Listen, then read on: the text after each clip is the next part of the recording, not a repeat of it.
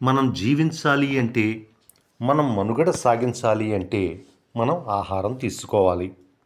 మనం తీసుకునేటువంటి ఆహారం ద్వారా మన శరీరానికి పోషకాలు అందుతూ ఉంటాయి. ఇవి మన పెరుగుదలకు ఉపయోగపడతాయి, అభివృద్ధికి ఉపయోగపడతాయి, శక్తికి కూడా ఉపయోగపడుతూ ఉంటాయి.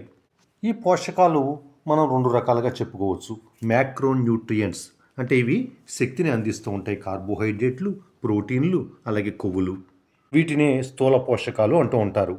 ఇక రెండవది మైక్రోన్యూట్రియంట్స్ అంటే సూక్ష్మ పోషకాలు అని చెప్పుకోవచ్చు. మరి దీని ద్వారా విటమిన్లు, అలాగే ఖనిజాలు అంటే calcium, phosphorus, magnesium, sodium, iron, zinc, copper, iodine, selenium, manganese ఇటువంటివి. మనం తీసుకునేటువంటి ఆహారం ద్వారా ఈ పోషకాలు శరీరానికి అందుతాయి కాబట్టి మనం చక్కటి సమతుల ఆహారం తీసుకుంటే మంచిది. సాధారణంగా మన ప్రాంతాల్లో ఆకలేసినంత అన్నం తినేస్తూ ఉంటారు.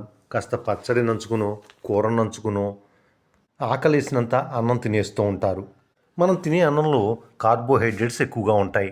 అలా కాకుండా అన్నంతో పాటుగా ఆకుకూర పప్పు, లేకపోతే కూరగాయలతో వండినటువంటి కూర, అలాగే ఆనప, బెండ, దోస, మునగ ఇటువంటివి కొన్ని కలిపినటువంటి ముక్కల పులుసు, అలాగే పెరుగు ఇవన్నీ ఉండే విధంగా ప్లాన్ చేసుకుంటే మంచిది అని తెలుస్తుంది.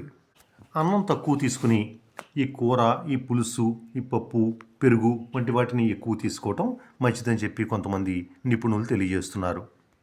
ఇలా బ్యాలన్స్డ్ డైట్ తీసుకోవటం వల్ల శరీరానికి ఒక కార్బోహైడ్రేట్లే కాకుండా ప్రోటీన్లు, పీచు పదార్థం, విటమిన్లు, యాంటీ ఆక్సిడెంట్స్, మినరల్స్ అన్నీ కూడా సమృద్ధిగా అందుతాయని చెప్పి నిపుణులు తెలియజేస్తున్నారు.